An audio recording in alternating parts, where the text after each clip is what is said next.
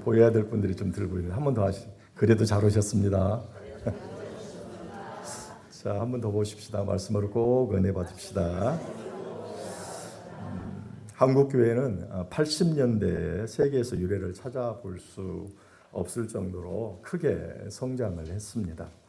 그러다가 90년대 중반에 이르러서 교회가 정체되더니 2000년도부터는 마이너스 성장을 하게 되었습니다.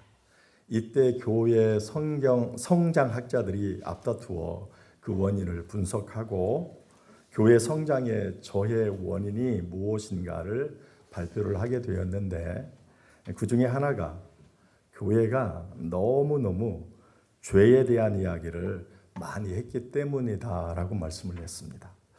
교회에 오는 많은 사람들이 한 주간 세상에서 빛과 소금으로서의 사명을 감당하다가 몸이 지쳐서 이제 교회에 와서 좀 마음과 또 영혼의 쉼을 얻으려고 이렇게 오는데, 교회에서 그 사람들을 향하여서 자꾸 죄만 얘기해, 잘못을 지적하는 거예요. 그리고 회개하라고 하는 거예요. 그래서 그 사람들이 엄청난 스트레스를 받는다는 거예요. 그래서 교회에 오지 않게 되었다. 이렇게 그 결과 교회가 이제 성장하지 못하게 되었고 마이너스 성장을 하게 되었다라고 이야기를 했습니다. 그러면서 교회가 성장하려면 죄와 회개를 말하기보다는 위로하고 격려하고 소망을 강조해야 된다, 그렇게 이야기를 했습니다. 그래서 많은 목사님들이 그렇게 하면 안 된다고, 그게 성경의 가르침은 아니다고 그렇게 만류했음에도 불구하고 많은 목사님들이 그렇게 했습니다. 그 결과 교회가 어떻게 됐겠습니까? 교회 성장학자들이 얘기하는 대로 교회가 회복이 되었습니까? 성장이 되었습니까? 그렇지 않죠.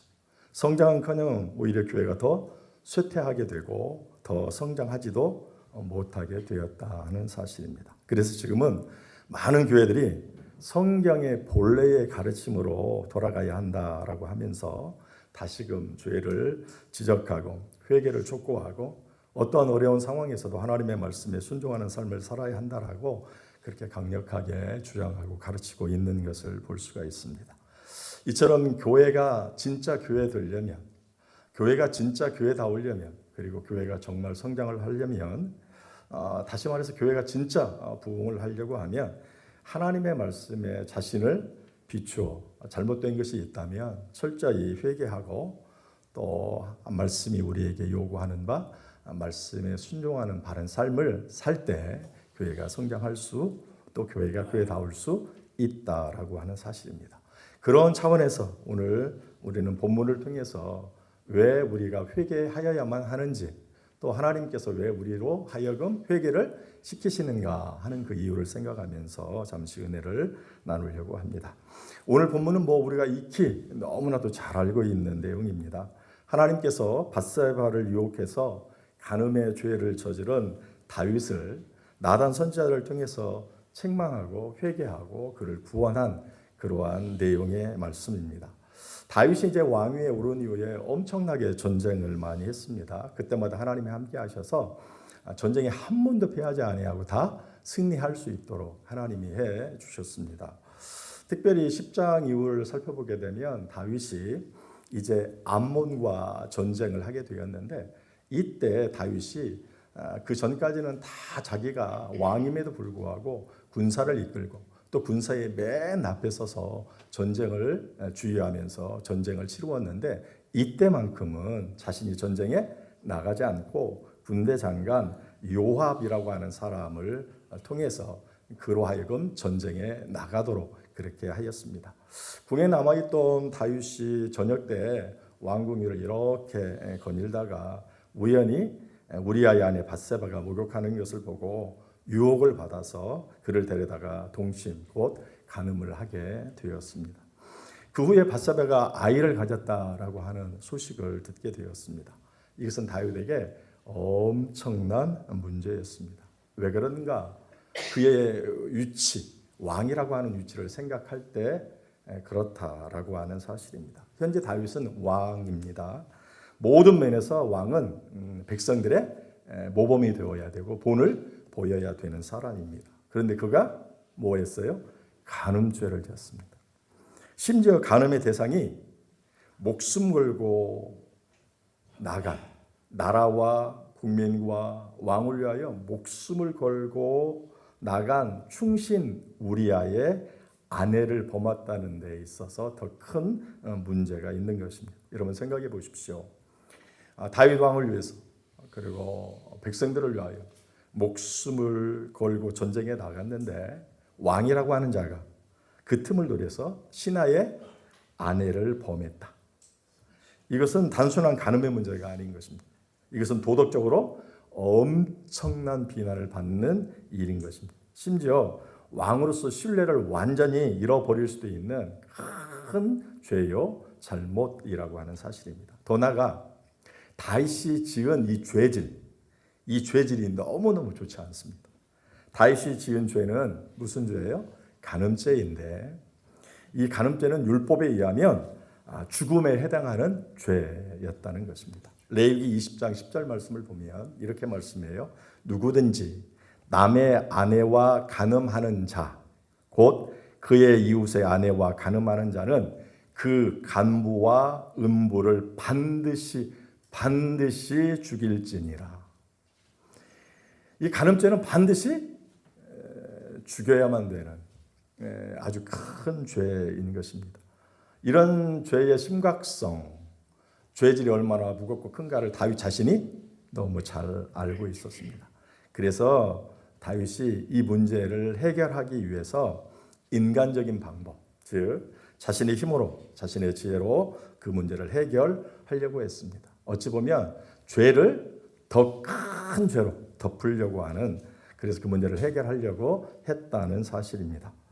다윗이 자신의 죄를 덮기 위해서 한 일이 두 가지인데, 하나는 먼저 전장에 나가 있던 우리야 장군, 우리야를 다시 불러들이는 것입니다. 그래서 자신의 아내 밧세바와 동침을 하게 해서 그 아이가 자신의 아이가 아니라 이 남편 우리야의 아이로 이렇게 둔갑시키는, 그래서 자신의 이 간음의 죄를 은폐하려고 그렇게 하였습니다. 근데 이는 충신이에요. 전쟁에 나가 있는 내 동료들이 죽음을 불사하고 싸우는 마당에 내가 이렇게 돌아와서 내 아내와 합방을 하고 동침을 할 수 있겠는가? 그렇게 할 수 없다. 그래서 왕궁 시위대 숙소에 가가지고 그 병사들과 함께 생활을 했습니다. 이로 인해서 다윗의 그 계획이 숲으로 돌아가게 되었던 것을 볼 수 있습니다. 이제는 다윗이 좀 더 직접적인 방법을 사용해야 되겠다 생각을 하고, 이제는 다윗이 군대 장관 요압을 통해서 그 문제를 해결하려고 했습니다. 요압에게 편지를 썼습니다. 가장 치열한 전투 맨 앞에 우리야를 출전시키고, 그래서 적군의 활에 맞아 죽게 하는 전쟁에 이제 전쟁사로 이제 그 자신의 죄를 은폐하려고 했습니다. 그런데 자신의 계획이 딱 맞아 떨어졌습니다. 우리야가 전쟁에서 그만 죽게 되었습니다. 결국 다윗은 이와 같은 그릇된 방법을 통해서 자신의 죄를 은폐하였습니다. 이후에 그가 어떻게 했는가? 우리야를 장례 치른 이후에 그의 아내 밧세바를 데려다가 자신의 아내로 삼게 되었습니다. 이처럼 다윗은 완전한 범죄를 이제 만들었고 그 계획이 성공을 거두게 되었습니다. 자, 이와 같은 엄청난 죄를 다윗이 진 것이죠. 이와 같은 죄를 지었을 때 하나님의 반응은 무엇이었을까요? 하나님이 어떻게 하셨을까요? 오늘 본문 7절부터 봤지만 1절 말씀을 보게 되면 하나님께서 나단 선지자를 다윗에게 보내었던 것을 볼 수가 있습니다. 1절 다 같이 한번 읽어볼까요? 읽습니다. 시작. 여호와께서 나단을 다윗에게 보내시니 그가 다윗에게 가서 그에게 이르되 한 성읍에 두 사람이 있는데 한 사람은 부하고 한 사람은 가난하니. 여호와 하나님께서 나단 선지자, 이 무명의 선지자거든요. 그 나단 선지자를 다윗에게 보내었습니다. 왜 보내었을까요? 한마디로 다윗의 죄를 지적하고 책망하고 다윗으로 하여금 회개하여 구원을 얻게 하기 위해서 보냈습니다. 9절 말씀을 한번 볼까요? 읽습니다. 시작. 그러한데 어찌하여 네가 여호와의 말씀을 업신여기고 나 보기에 악을 행하였느냐? 네가 칼로 햇사람 무리아를 치되 암몬 자손에게 칼로 죽이고 그의 아내를 빼앗아 네 아내로 삼았도다. 또 13절 한번 볼까요? 다시 시작. 다윗이 나단에게 이르되 내가 여호와께 죄를 뭐예요? 범하였노 하며 나단이 다윗에게 말하되 여호와께서도 당신의 죄를 사하셨나니 당신이 죽지 아니하려니와. 그러면 우리가 생각해 봐야 되겠습니다. 다윗이 엄청난 죄를 졌어요. 그때 하나님께서 나단이라고 하는 선지자를 다윗에게 보내었어요. 보내서 그를 징계하고, 그래서 그를 그냥 끝장내버리는 게 아니라 도리어 그의 죄를 지적하고 회개를 촉구하고 또 회개한 그를 주께서 용서하시고 그를 구원해 내셨다라고 하는 것입니다. 이거 엄청난 은혜죠. 그럼 하나님께서 왜 이렇게 하셨을까 하는 것인데, 다시 말해서 하나님께서 왜 다윗을 회개시키셨을까? 다르게 표현하면 오늘 우리가 왜 회개를 해야만 하는가 하는 것입니다. 첫째로 다윗은 하나님께로부터 택함을 받은 자이기 때문에 그렇다 하는 것입니다. 다윗은 하나님께로부터 택함을 받은 자이기 때문에 하나님이 구원하셨다는 거예요. 특별히 하나님께서 다윗을 메시아이신 예수님의 조상으로, 예수님께서 오실 통로로 선택을 하셨습니다. 그런데 다윗이 그 죄를 짓고 죄를 회개하지 않아서 죄의 싹스로 그가 멸망을 하게 되면, 죽게 되면 이와 같은 하나님의 구원 사역이 온전히 이루어질 수가 없게 되는 것입니다. 다윗의 후손으로 예수 그리스도가 이 땅에 오셔야 이 세상을 구원할 수 있는데, 그가 죽어버리면, 죄를 회개하지 아니하고 죄의 싹스로 그가 죽어버리면 이와 같은 하나님의 구속 경륜에 차질이 빚어지게 되는 것입니다.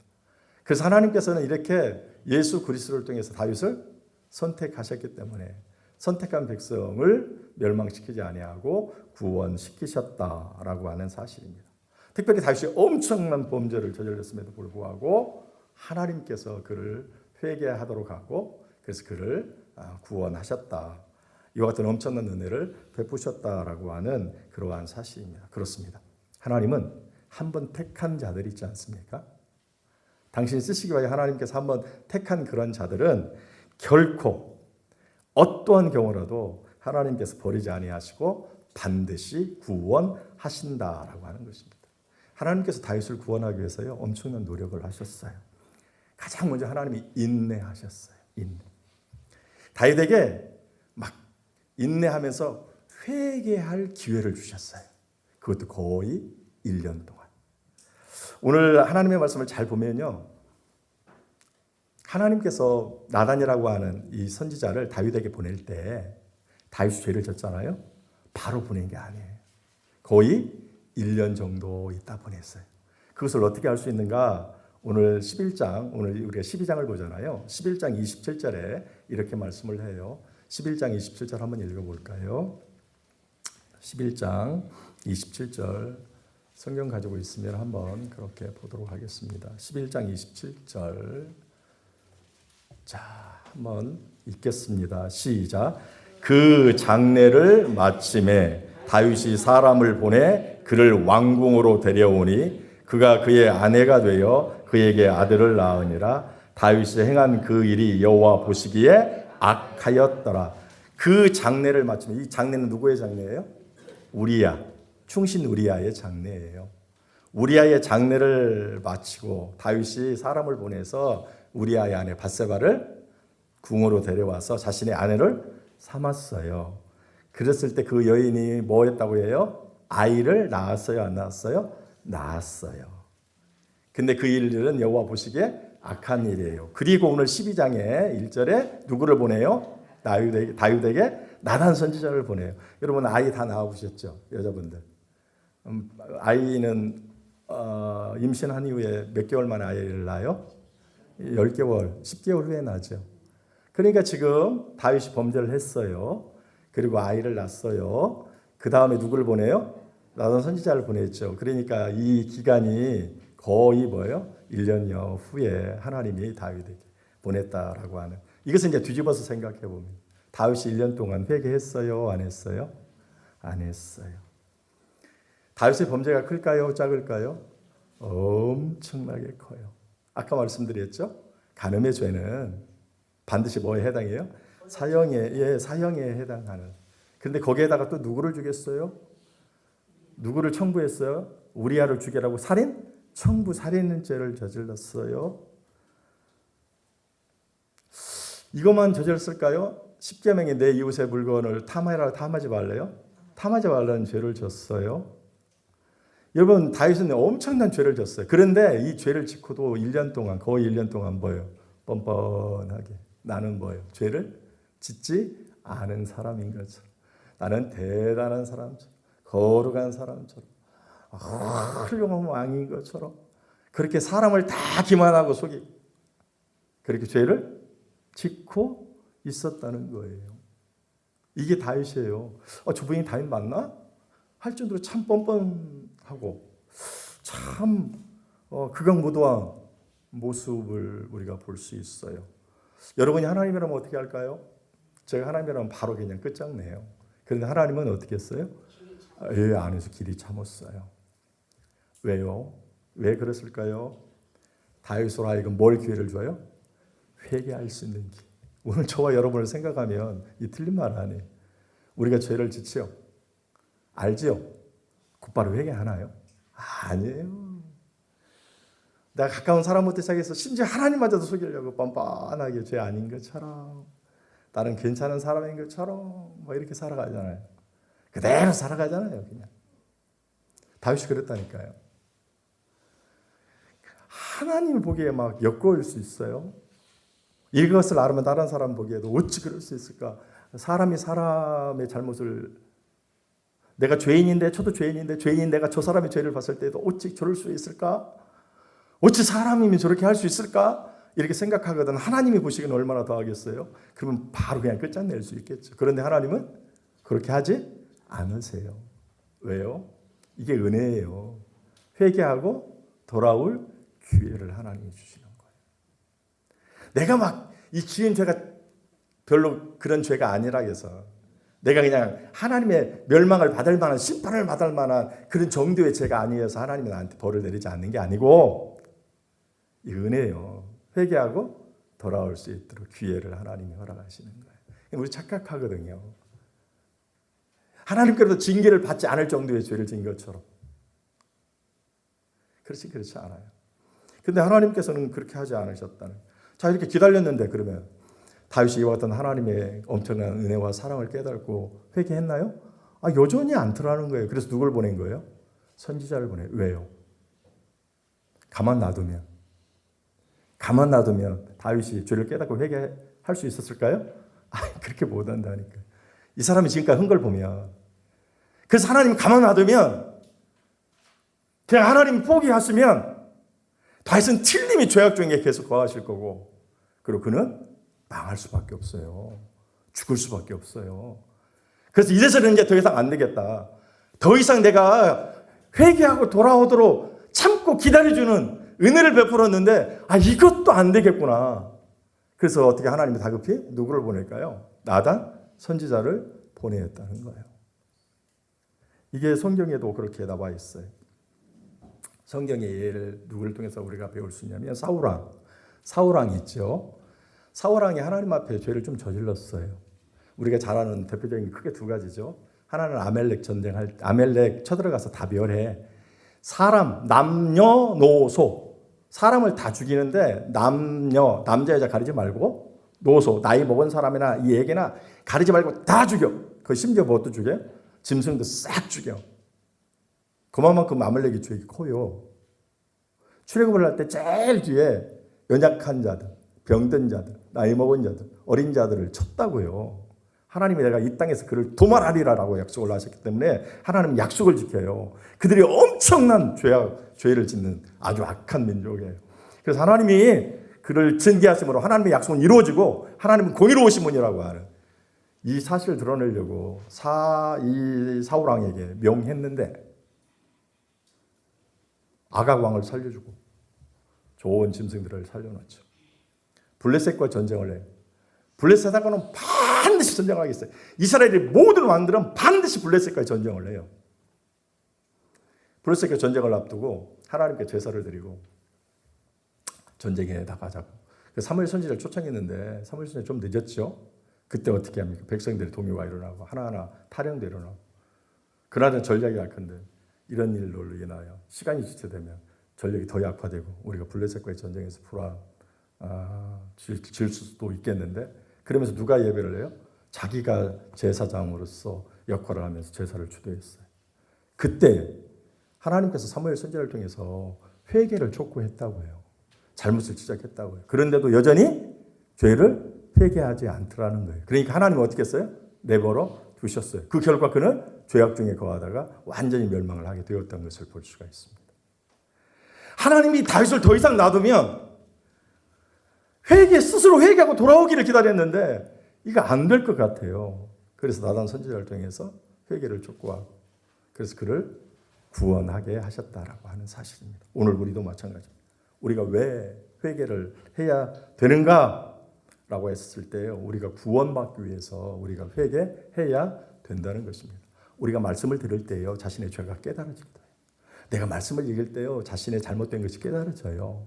내가 성경 공부를 할 때요 말씀을 묵상할 때요 오늘 말씀을 열심히 필사할 때요 성경 문제를 읽을 때요 묵상을 할 때요 하나님 앞에 기도할 때 자신의 죄가 자신이 무엇을 잘못했는가를 깨달아지고 알아져요. 이게 다 주께서 은혜를 베푸시는 거예요. 모든 사람이 오늘 설교를 듣는데 모든 사람이 다 은혜를 받느냐? 다 깨닫느냐? 안 그래요. 깨닫는 자가 있고 그렇지 못하는 자가 있어요. 그 깨닫는다라고 하는 것은 하나님의 은혜예요. 내가 지금. 말씀은 아무나 깨닫지 못해요. 말씀을 통해서 아무나 은혜를 누리지 못해요. 말씀을 통해서 아무나 하나님의 음성을 듣지 못해요. 그게 나한테 쓰라림이든 아픔이든 나의 막 치부를 드러내는 일이든 내가 어찌할 수 없는 괴로운 일들이든 그것을 알게 하는 것은 은혜예요. 그런데 이와 같은 하나님의 말씀을 다 깨달았어요. 회개하라고 하나님이 지금 촉구하는 것이죠. 그런데 이것을 무시하잖아요. 그리고 그냥 그대로 가지요. 그럼 어떤 일이 될까요? 망해요. 로마서 1장 28절에서 32절 보면 이런 말씀이 있어요. 또한 그들이 마음에 하나님 두기를 싫어하며 하나님께서 그들을 그 상실한 마음대로 내버려 두사 합당하지 못한 일을 하게 하셨으니 합당하지 못한 일, 죄를 그냥 지통 놔뒀어요. 곧 모든 불의, 추악, 탐욕, 악의가 가득한 자에 쭉 하다가 32절 보면 그들이 이 같은 일을 행하는 자는 사형에 해당한다고 하나님께서 정하심을 알고도 이렇게 하면 너 사형이야 끝나 이렇게 말씀하신 것을 알고도 자기들을 행할 뿐 아니라 또 그런 일을 행하는 자들을 옳다 하느니라. 그냥 놔두면 회개하지 않으면 끝장이에요. 오늘 그렇게 말씀을 통해서 우리에게 깨달음이 있거든. 우리가요 살기 위해서요. 아셨어요? 죄영성을 받고 살기 위해서라도요. 어려움을 당하지 않기 위해서라도 반드시 뭐 해야 된다고요? 철저히 회개해야 되는 것입니다. 입술로 자신의 잘못을 고백할 뿐만이 아니라 자신의 인격과 자신의 삶, 행동을 돌이켜야 하나님께로부터 죄사함을 받고 우리가 구원을 얻게 된다 하는 것입니다. 두 번째로 왜 하나님이 다윗을 회개시키셨을까? 우리가 왜 회개를 해야 될까 할 때 하나님께로 더 큰 일을 다윗을 통해서 더 큰 하나님의 일꾼으로 다윗을 하나님 더 큰 일꾼으로 쓰시게 하시려고 하나님께서 다윗으로 하여금 회개시키셨다. 우리 편으로 얘기하면 우리도 하나님의 큰 일을 감당하는 그런 종들이 되기 위해서 우리는 반드시 회개해야 된다라고 하는 사실입니다. 하나님께서 다윗을 선택한 또 하나의 이유는 하나님의 나라를 뭐예요? 확장하고 다윗의 왕조를 더욱 견고히 해서 메시아이신 예수님의 그 길을 잘 닦도록 하기 위해서 다윗을 선택하셨습니다. 이런 거룩한 일을 감당하게 하려고 하나님이 다윗을 선택하셨습니다. 그런데 이와 같은 거룩한 일을 감당해야 될 다윗이 뭐예요? 죄를 져요. 그렇다면 과연 하나님이 그 사람, 죄로 인하여 더러워진 그 사람을 하나님이 사용하실 수 있겠는가? 사용할 수 없어요. 그래서 하나님께서 다윗을 크게 쓰려고 하는 계획이 있는데 그 계획대로 다윗을 쓰기 위해서는 그 전제 조건이 뭐냐? 거룩이고 성결이에요.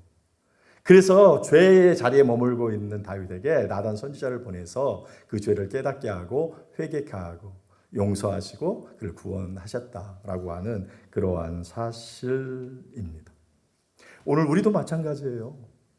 하나님께서 오늘 저와 여러분을 선택한 이유가 뭐예요? 물론 근본적으로는 우리를 구원해요. 근데 이것은 반절만 하는 거예요. 하나님이 우리를 선택한 거, 우리를 구원하시기 위한 거 맞아요. 반절이에요. 우리를 진짜 선택한 이유가 뭐냐? 하나님께서 우리를 사명자로, 일꾼자로 만드시려고 그랬다라고 하는 거예요. 이스라엘 백성들이 애굽에 400년 종살이 했어요. 모세를 통해서 바로에게 10가지 재앙을 내림으로 그들을 구원해냈어요. 애굽에서 구원해냈어요. 근데 구원해내신 게 뭐예요? 야, 너네 400년 동안 종살이하고 힘들고 어려웠지? 그래 이제는 너희들 먹고 마시고 즐겨. 그렇게 하시려고 그들을 구원하셨는가? 그렇지 않아요. 그들을 이끌어서 어디로 보내요? 저 가나안 땅으로 보내는데 가나안 땅으로 왜 보낸다고 얘기해요? 두 가지라고 하죠. 가나안 땅 사람들이 400년 동안 회개의 기회를 줬어요. 회개하지 않아요. 그래서 이스라엘로 하여금 그들을 치심으로 하나님의 공의를 드러내고 두 번째로 여기에 하나님의 거룩한 나라를 세우려고 이것을 우리는 사명이라. 사명 때문에 구원한 거예요. 사명은 누가 감당하냐? 구원받은 사람들이 감당해요. 우리가 구원받지 못하고는 하나님의 일을 감당 못해요. 하나님의 일을 감당하기 위해서 전제 조건이 뭐냐? 우리를 죄에서 구원해내는 거예요. 구원받은 사람만 주의 일을 할 수 있어요. 오늘 하나님께서 우리를 선택하신 게 구원, 그리고 사명 때문에 우리를 구원하셨다는 거예요. 그런데 하나님의 일을 감당할 사람의 전제 조건이 뭐냐? 거룩과 성결이에요. 아셨어요? 내가 거룩하거나 성결하지 못하면 주의 일을 쓰임 받을 수가 없어요. 이스라엘 백성들이 하나님의 공의와 하나님의 거룩한 나라를 세우려고 가나안 땅을 들어갔고 전쟁을 했잖아요. 여리고성을 무너뜨렸어요. 두 번째 어떤 성이 있어요? 그와 비교할 수 없는 적은 아이성이라고 하는 성을. 근데 거기에 전쟁에서 져버렸어요. 처음으로.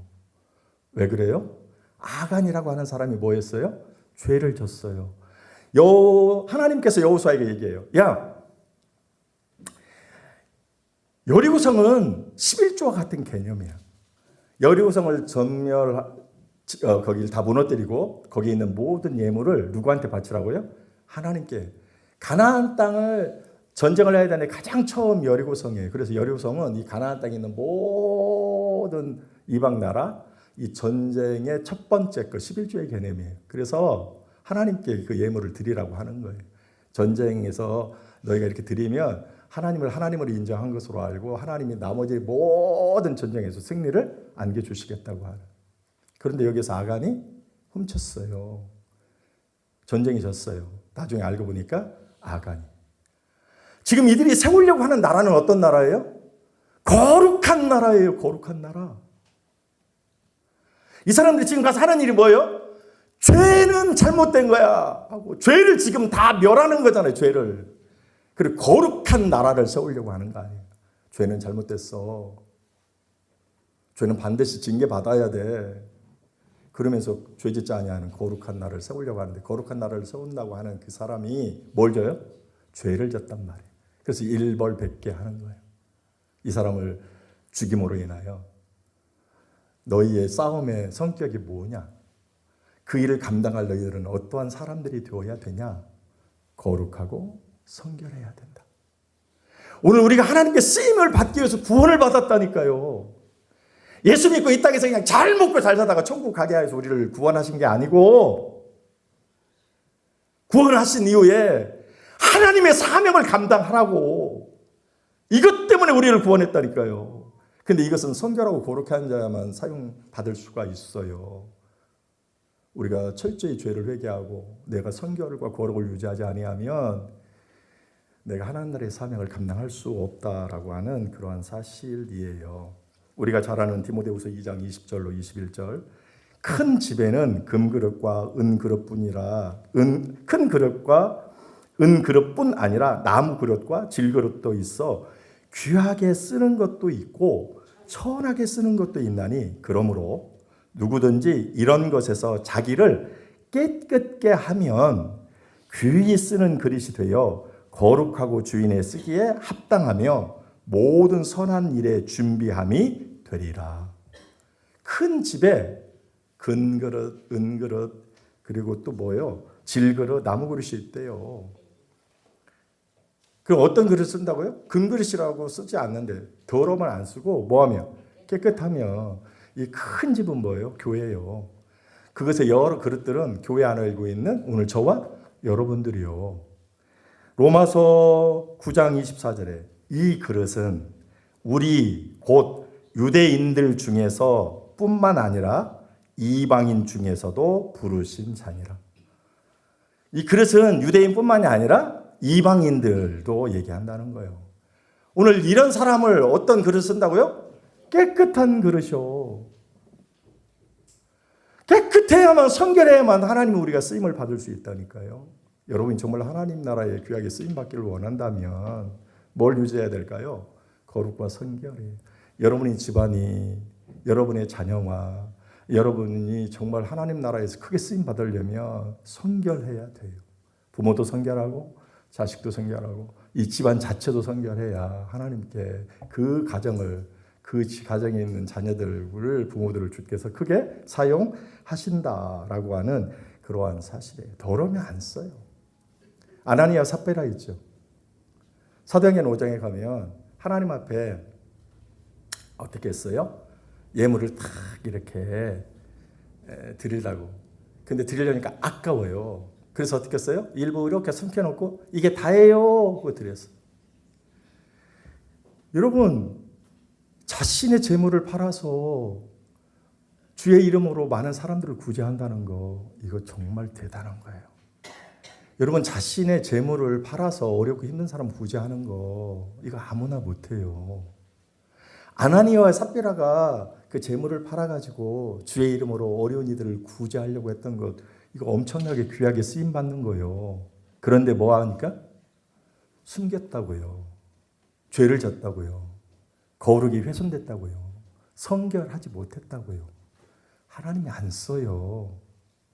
여러분, 하나님이 징계하셨던 것을 볼 수가 있어요. 여러분, 사무엘상 12장에 가보면 자신이 세 가지의 직분을 가지고 있는데 그 중에 하나, 사사로서 나는 이제 은퇴한다 이렇게 이야기를 해요. 제사장으로서, 선지자로서, 사사, 재판장, 오늘날 말하면 왕과 같은 역할을 했는데 이스라엘 백성들이 왕 세워달라고 하니까 하나님이 안 된다 그러니까 왕 세워달라고 계속 요구하니까 왕을 세웠어요. 왕이 뭐냐? 심판하는 사람이요. 판단하는 사람. 나는 지금까지 사사로 그 왕 역할을 했는데 나는 이제 왕이 있으니 더 이상 사사로서 나는 은퇴를 하겠다라고 이야기를 쭉 하면서 그렇게 얘기해요. 12장 3절 4절. 다른 사람에게 내가 거짓말을 하거나 압제하거나 빼앗거나 뇌물을 받은 적이 없다. 만약 있다 그러면 너희들이 얘기해라. 내가 몇 배로 갚아주고 하나님 앞에 철저히 회개해. 사무엘이 쓰인 이유 중에 하나가 이거예요. 성결과 거룩해. 여러분, 이처럼 우리가 거룩해야만 하나님께 귀하게 쓰임받아요. 내가 아무리 학벌이 뛰어나고 가진 게 뛰어나고 경험이 많아도요, 대단한 인맥들을 가지고 있어도요, 성결하지 않죠? 하나님 안 쓰세요. 해도 능력이 나타나지 않아요.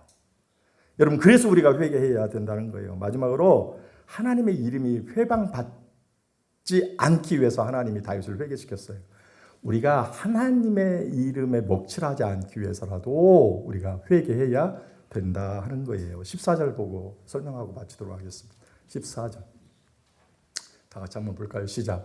이 일로 말미암아 여호와의 원수가 크게 비방할 거리를 얻게 하였으니 당신이 낳은 아이가 반드시 죽으리이다 하고. 이 일로 말미암아. 이 일이 뭐예요? 죄. 다윗이 지은 죄. 이 일로 말미암아 여호와의 원수가 크게 비방할 거리를 얻게 하였다. 그리고 그 책임을 벌어서 너의 자녀를 하나님이 데려가신다. 이렇게 말씀을 하셔요. 여러분, 다윗의 행위가 개인이 지은 죄잖아요. 그죠? 아니, 내가 지은 죄인데 내가 개인으로 지은 죄죠. 내가 개인으로 비방을 받을 수는 있어. 왕이 되어가지고 아니 저 다윗 내가 사람 잘못 봤어. 난 그런지 아는 줄 알았는데 알고 보니까 세상에 이런 죄를 졌어. 간음도 그냥 보통 간음이 아니고 자신을 위하여 막 목숨을 내고 그 전쟁을 나간 충신 그가 자리를 살짝 비울 때 기회를 엿봐가지고 그 아내를 자기 것으로 만들어. 아이고 이것도 끔찍한데 더더구나 살인을 사죄해가지고 죽여 자기 죄를 덮기 위해서 1년 동안 하나님이 회개의 길을 줬는데 회개하지 않고 뻔뻔하고 저렇게 내가 질렸어. 내가 사람을 너무너무 잘못 봤어. 야 다윗 그런 줄 몰랐는데 정말 이건 너무한 거 아니야? 이런 비난을 받을 수 있어요. 다른 사람들로부터 내가. 그렇죠? 내가 죄를 졌으니까. 근데 왜 이게 여호와의 원수가 크게 비방거리. 너의 죄 때문에 누가 요거 얻어먹는다는 얘기 쉽게 얘기하면 하나님이 그럼 왜 그럴까? 다윗은 보통 사람은 아니에요.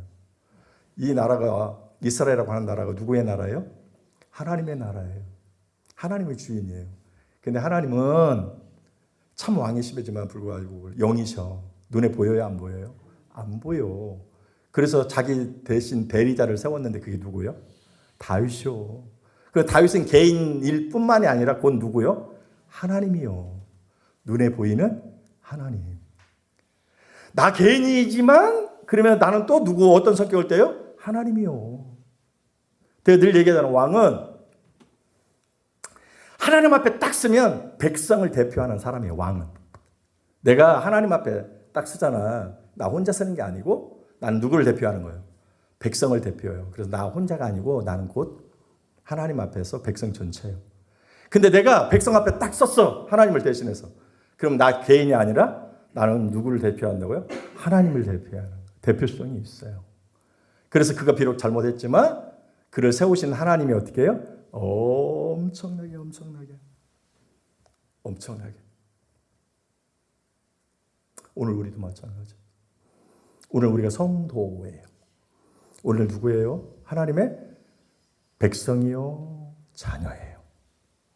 하나님과 우리에는 영적인 혈연 관계로 이렇게 유지되어 있어요. 그래서 내가 잘못하면 내 영적인 부모이신 하나님이. 자, 우리 자녀 있죠? 자녀가 잘못했어요. 그러면 누가 욕을 얻어먹어요? 네. 왜요? 나와 내 자녀는 뗄래야 뗄 수 없는 혈연의 관계예요. 대부분요. 부모가 올곧잖아요. 그럼 자녀도 올곧습니다. 부모가 조금 악하잖아요. 자녀도 조금 악하고 그릇된 길로 가는 경우가 많이 있어요. 이런 사실 원수들이 너무 잘 알아요. 우리가 잘못하잖아요. 그럼 우리의 영적인 하나님이시요 부모이신 하나님이 어떻게 욕을? 그래도 우리는 누구예요? 하나님의 영광을 위하여 세움을 받은 사람들 아니에요. 하나님의 영광을 위하여. 근데 하나님의 영광을 돌리기는커녕 내가 죄를 져. 회개하지 않아. 여전히 죄에 거해. 그래가지고 누가 네가 목사냐고, 네가 장로고 권사고, 네가 안수 집사냐고, 너같이 믿으려면 뭐라? 하나님 안 믿겠다. 세상 사람들이 하나님이 있음과 없음을 뭘로 알까요? 하나님이 좋으신 분인가 그렇지 않은가 뭘로 알까요? 우리가 막 교회에 와서 금식기도 하고 성경을 막 몇 시간씩 읽어 제끼고 막 좋은 얘기를 막 이렇게 한다고 그걸 보면서 하나님이 살아계셔. 하나님이 근데 그분 너무 좋으신 분이요? 이럴 것 같아요? 그분들은 우리가 모든 예배에 참여하는 거 관심도 없어. 말씀 얼마나 읽는가? 관심도 없어. 그들이 보는 건 우리의 행위야, 행위. 우리의 인격이 어떻느냐 하는 거하고 우리의 삶의 모습이 어떤 거냐. 이걸 보아서 하나님이 살아계시냐, 살아계신 그 하나님이 좋냐 나쁘냐를 판단한다는 거예요. 우리는 우리의 인격과 삶을 통해서 하나님께 영광을 돌려야 될 그것 때문에 내가 이 땅에 존재하는 것인데 하나님께 영광을 돌리기는커녕 여전히 죄 가운데 있습니다. 말하는 거하고 생각하는 걸 보면 얼마나 악한지 세상 사람들과 전혀 구별하지도 않고 행동하는 거 봐요. 오늘 우리가 회개하지 아니하고 이렇게 있으면 하나님이 심지어 뭐라고 하냐면 비방거리를 얻게 했으니 당신이 낳은 아이를 뭐예요? 여러분, 요 정도예요. 아이를 하나님이 치실 정도. 이거 하나님 우리가 얼마나 하나님의 영광을 유하기를 바라시는지요. 여러분, 이거 부모에게 엄청난 징계입니다. 내 자식이 다쳐도 내가 아파요. 교통사고 나고 어떤 일이 있어서 내 자식이 아파도 내가 아픈데 추석환영인데 내 자식이 죽었어요. 그것도 아프죠. 이건 너무 아프죠. 근데 심지어 그 자식이 내 잘못 때문에 내가 회개하지 않고 여전히 죄 가운데 있어서 나의 잘못 때문에 내 자식이 죽었다라고 하면 이건 그냥 죽는 거와 비교할 수도 없는 엄청난 고통과 아픔이죠. 주님이 왜 그 일을 하셨어요? 그 정도로 우리가 하나님 앞에 정직하고 진실하게 살아가야 된다는 거예요. 우리가 죄 가운데 있으면 철저히 회개하고 하나님 앞에 바르게 살아가야 된다는 거예요. 그 정도로 하나님이 원하신다는 거예요.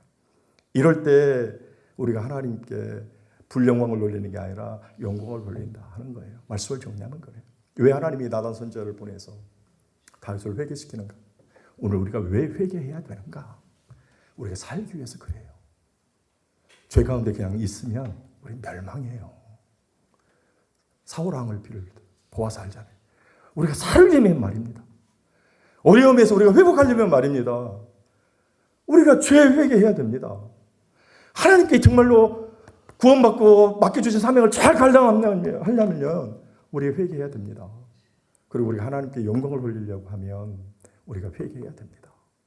그리고 회개는 그냥 이루어지는 게 아니고 내 안에 계신 성령께서 도우셔야 회개합니다. 여러분, 성령의 도우심을 통해서 회개하셔야 된다는 것입니다. 오늘 이 예배에 참여한 여러분들 혹 어제까지 부부끼리 싸우셨다면 회개하셔야 됩니다. 여러분, 직장에서 직장 상사들과 밑에 동료들과 밑에 있는 사람들과의 그 불편한 관계를 유지했다면 회개하셔야 됩니다. 부모와 자식 간에 막힌 게 있다면 여러분 이 시간 회개해야 됩니다. 성도와 성도끼리 여러분 막힌 게 있다면 여러분 회개하셔야 됩니다. 그거 안고 계속 가지고 있죠. 오늘 우리가 살핀 대로 나한테 결코 유익되지 않습니다. 오늘 이렇게 철저히 하나님 앞에 회개해서 하나님의 죄사함을 받는 은총을 받고 구원을 받은 모든 문제에서 해결받으시는 오늘 회개로 성공하시는 오늘 저와 여러분들 되시기를 예수님의 이름으로 축원을 드립니다. 기도하시겠습니다. 고마우신 아버지 하나님 은혜를 감사합니다.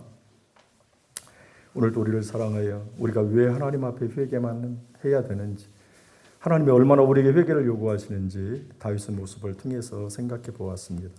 회개로 성공할 수 있는 저희들 되게 하여 주시옵소서.